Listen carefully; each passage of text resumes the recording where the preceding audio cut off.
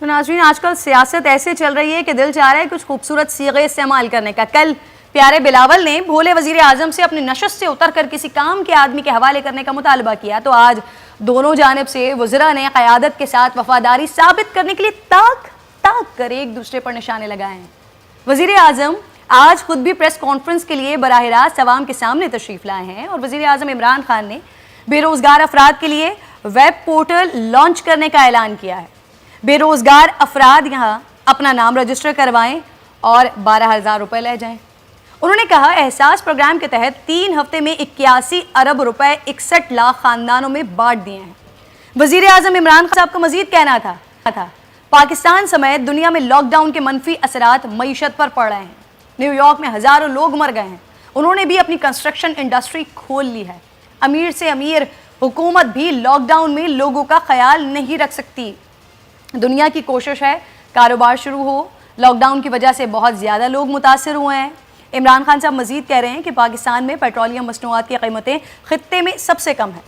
وزیر اعظم عمران خان مزید کہہ رہے ہیں کہ ایک ماہ میں پیٹرول کی قیمت میں 30 روپے, ڈیزل کی قیمت میں 42 روپے کمی آئی ہے. بھارت اور بنگلہ دیش میں پیٹرول کی قیمت پاکستان سے 100 گنا زیادہ ہے.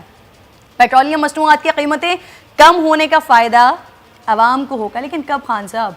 پیٹرول کی قیمت بڑھتے ہی ہر چیز کی قیمت میں اضافہ ہو جاتا ہے, لیکن جب کم ہوتی ہے تو اس کا اثر تو کہیں دکھائی نہیں دیتا. اب یہ مت پوچھئے گا کہ یہ بھی میں نے کرنا ہے.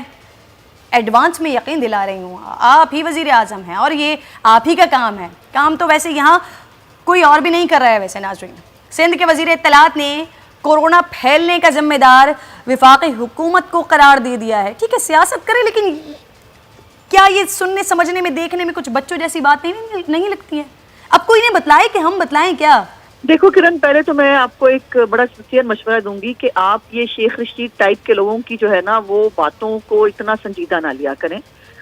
وہ موصوف جو ہے وہ چونکہ میڈیا سے کھیلنے کے عادی ہیں اور وہ ان کو ہیڈ لائن بنوانی ہوتی ہے کسی چکر, وہ اس طرح کی باتیں کریں گے تو ہیڈ لائن بنے گی نا, ورنہ ان کی بات کو اہمیت کون دیتا ہے. ایک شیٹ کی وہ جو ہے وہ قائد ہیں اور لیڈر ہیں, وہ پتہ نہیں کس چیز کے لیڈر بنے ہوئے ہیں. ان کی باتوں کو اہمیت دینا وقت کا ضیاع ہے. میری گزارش یہ ہے کہ یہاں پر کوئی چیز جو ہے وہ چوری چھپے تو ہو نہیں سکتی. جو بھی ہوگا وہ پارلیمنٹ کے اندر ہوگا. اور یہ جس حکومت کے وزیر ہیں شیخ رشید صاحب, وہ 3 ووٹوں کی 4 ووٹوں کی حکومت ہے.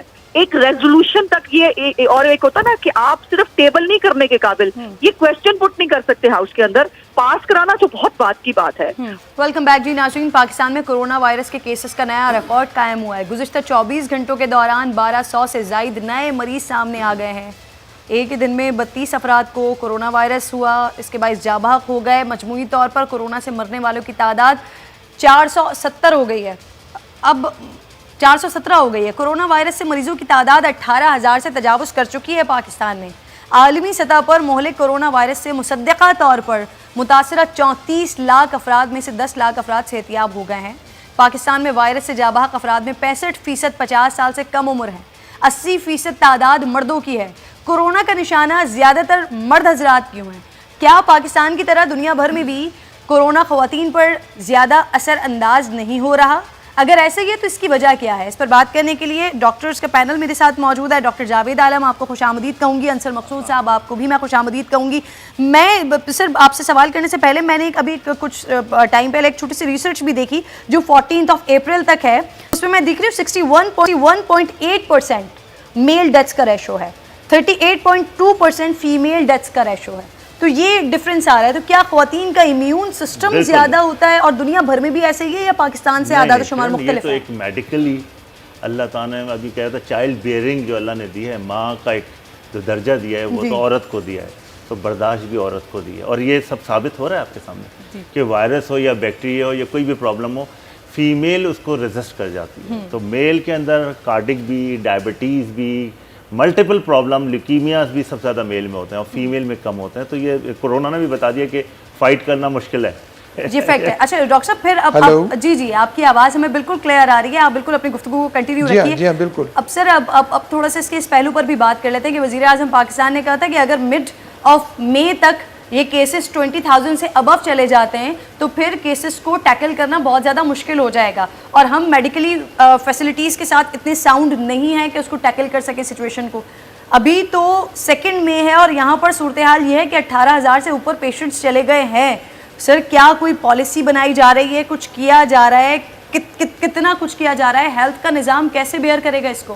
یہ اب کتنا ٹرینڈ جائے گا, کس حد تک جائے گا, یہ آپ کی بات صحیح ہے کہ یہ مڈ آف مئی بھی نہیں بلکہ یہ 3rd to 4th week of مئی میں جا کے ہمیں ایگزیکٹلی پتہ چلے گا کہ اس کا گراف کہاں تک جائے گا. اللہ رحم کرے, اللہ رحم کرے پاکستان پر. سر ڈاکٹرز کی جانب سے مطالبہ کیا جا رہا ہے مکمل لاک ڈاؤن کیا جائے, لیکن اگر ہم صرف سینٹرل کی بات کرتے ہیں تو وہاں پر شبلی فراز صاحب کہہ رہے ہیں کہ مکمل لاک ڈاؤن کا فارمولا پاکستان سمیت کئی ممالک میں ناکام ہو گیا ہے. ڈاکٹرز کہہ رہے ہیں لاک ڈاؤن کریں, حکومت کہہ رہی ہے لاک ڈاؤن ناکام ہو رہا ہے, ڈاکٹرز کہہ رہے ہیں لاک ڈاؤن کریں. تو سر اس کی ذرا وجہ بتائیں اور عوام کو سمجھائیں کہ لاک ڈاؤن کیوں ضروری ہے, ساتھ ساتھ حکمرانوں کو بھی. دیکھیں لاک ڈاؤن تو اس لیے ضروری ہے کہ ہمارا سوشل ڈسٹینسنگ جو ہے نا سب سے امپورٹنٹ چیز ہے, کیونکہ یہ کورونا ہے, کنٹیجیس پرابلم ہے, قریب جائیں گے تو لگے گا. اچھا اور کوئی انتظام ہمارے پاس کم نظر نہیں آ رہا جس طرح ہماری اسٹیٹسٹکس ہو رہی ہے. تو ایک یہی طریقہ رہ جاتا ہے کہ لاک ڈاؤن اگر کرتے ہیں تو بچت ہے, اگر لاک ڈاؤن لیکن اس سے ملٹیپل اور پرابلمس ہو رہی ہیں. تو کس طرح روکا جائے؟ سب سے پہلے ہم پبلک کو یہ کہیں گے کہ موومنٹ تو ضروری ہے پاکستان میں. اگر موومنٹ نہیں ہوگی تو ہمارے کاروبار کیسے ہوں گے, ہمارے گھر کیسے چلیں گے. اچھا سچویشن کنٹرول ہوتی ہوئی نظر نہیں آ رہی ہے. آپ دیکھیں مستقل آپ نے ابھی جو بتائی اسٹیٹسٹکس بڑھتی ہوئی نظر آ رہی ہے.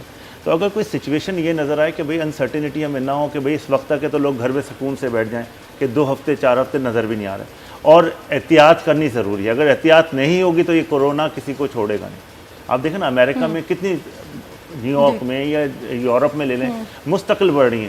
تو اب اس کا بیسٹ طریقہ یہی ہے کہ لوگ مینٹلی پریپیئر ہوں کہ ہمیں کم سے کم عید تک تو ہمیں سوشل ڈسٹینسنگ کا خیال بیٹھنا ہے, آئسولیٹ ہونا ہے اور کوارنٹائن میں رہنا ہے, کوارنٹائن کرنا ہے خود کو. ڈاکٹر انصر اب وزیر اعظم صاحب کہہ رہے ہیں لاک ڈاؤن مکمل حل نہیں ہے, وزیر اعلیٰ سندھ یا پھر سندھ گورنمنٹ کہہ رہی ہے لاک ڈاؤن ہی واحد حل ہے. ڈاکٹر انصر کو اگر میں یہ موقع دیتی ہوں کہ آپ پلیز وزیر اعظم کو مشورہ دیجئے کہ کیا کرنا چاہیے, تو آپ کیا کہیں گے ان سے؟ دیکھیں گورنمنٹ کی جو بھی پالیسی ہے, دیکھیں وہ تو میں اس بحث میں نہیں پڑھنا چاہتا. میں ڈاکٹر صاحب کی بات کو بالکل انڈورس کروں گا. دیکھیں پاکستان تو ایک 3rd ایسا ملک ہے جس کے کہ اتنے زیادہ ریسورسز نہیں ہیں. آپ ان ملکوں کی طرف دیکھیں جن کے پاس بہت زیادہ ریسورسز ہیں, وہ پھر بھی اس کرونا ڈیزیز کو کنٹرول نہیں کر سکے. اور اس کا یہ بہترین حل یہی ہے, آپ جو مرضی کر لیں, کہ اس کا بہترین حل یہی ہے کہ آپ اپنے آپ کو پریونٹ کریں, جو ابھی ڈاکٹر صاحب بھی کہہ رہے تھے. اور ہم ایسی قوم ہے سر کہ جب ہم سختی پر نہیں مان رہے ہیں تو اگر صرف اور صرف عوام کے ہاتھ میں ہی دے دیا جائے کہ آپ خود ہی اپنے آپ کو سیلف کوارنٹین کریں, سیلف آئسولیشن میں جائیں, تو ہم کیسے جائیں گے؟ سر آخر میں آپ سے یہ جاننا چاہ رہی ہوں کہ چین سے سر ویکسینز آنی تھی, بڑی خوشخبریاں ہم نے لوگوں کو سنائی تھی, اس کا ٹرائل بھی ہونا تھا, وہ آ گئی ہیں سر. اور اس کے ساتھ ساتھ فواد چودھری صاحب بھی کہہ رہے ہیں کہ ہم کچھ دنوں میں وہ کٹس متعارف کروا دیں گے اور 5 سے 6 مہینے میں پاکستان ویکسین بھی بنا لے گا. سر اس بارے میں ذرا ان دونوں کے بارے میں بتا دیجیے گا. دیکھیں ابھی تک ہمارے علم میں تو نہیں ہے, پیمس میں تو ابھی وہ ویکسین وغیرہ نہیں آئی. آئی تھنک اس کا ڈائریکٹلی یہ والا جو کویشچن ہے, یہ اگر آپ NIH کے جو بالکل سر وہ تو میں ان سے پوچھوں گی, لیکن آپ مجھے بتائیے کہ آپ کے پاس کوئی انفارمیشن ہے اس حوالے سے؟ فیڈرل میں ہاں جی ہمارے پاس ابھی تک کوئی ایسی انفارمیشن نہیں ہے کہ ویکسین سے ریلیٹڈ کہ ہمیں کوئی پرووائڈ کی گئی ہو یا اس کا کوئی ٹرائل کے سلسلے میں ہمارے پاس کوئی آئی ہو. نہیں, ابھی ہمارے پاس نہیں ہے. ابھی ہم اسی ہمارا طریقہ علاج وہی ہے جو کہ ہماری گائیڈ لائنس بنی ہوئی ہیں WHO کے ریفرنس سے, اور ہمارے اپنے جو انفیکشس ڈیزیزز کے جو ایکسپرٹس کا ایک کور گروپ ہے, وہ جو ڈیوائز کرتے ہیں گائیڈ لائنس ویز ٹریٹمنٹ کے ریفرنس سے, ابھی تک وہی چل رہی ہیں. بالکل جو ویکسینز انہوں نے بنائی ہے جس کی خوشخبری ہمیں ملی تھی وہ جلد سے جلد امپورٹ ہونی چاہیے. اب پیمز ہاسپٹل کے پاس, ڈاکٹر انصر مقصود کے پاس, آپ کے پاس تو اس حوالے سے کوئی انفارمیشن نہیں ہے, اور آپ اسی طرح سے لوگوں کو علاج معالجہ دے رہے ہیں جو ایک ڈاکٹرز نے اور ایک جو WHO کی جانب سے ایک ضابطہ دیا ہوا ہے. سر آپ کے پاس کوئی اس طرح کی انفارمیشن موجود ہے کیا؟ دیکھیں بالکل, میں 2 چیزیں بتا دوں. ایک تو ہماری اینالیسس پتہ نہیں چل رہا ہے کہ وائرس کیریئر کون ہے, سب سے بڑا مسئلہ یہ ہے. جی. دوسرا ویکسین نہیں ہے. دیکھیں ابھی تک تو انسرٹن ساری کہانیاں ہو رہی ہیں, پتہ ہی نہیں چل رہا ہے. ویکسین آ رہی ہے, پہلے کلوروکوئن کی بات ہوئی, پہلے مختلف چیزیں آ رہی ہیں. تو میں صرف ایک چیز ایز اے ڈاکٹر بولوں گا کہ ہمارے پاس جب تک، کیونکہ دیکھیں یہ باتیں ہو رہی ہیں، ہمارے پاس کیریئر کا پتہ نہیں چل رہا ہے کہ ہم دونوں میں سے کیریئر، اللہ تعالیٰ معاف کرے، کیریئر کون ہے. اور کیریئر سب سے خطرناک چیز ہے کہ وہ ایک بندہ گھر میں جاتا ہے، 5 لوگ وہاں موجود ہیں، انہیں جا کے سب کو انفیکٹڈ کر دیتا ہے. وہاں پہ انٹر ہونے کا کوئی پتہ نہیں ہے کہ اینالائزڈ ہو کہ یہ کیریئر ہے یا نہیں. اور ویکسین جب تک نہیں آتی ہے، اور ویکسین کوئی اتنا کوئی کام نہیں ہے میرا خیال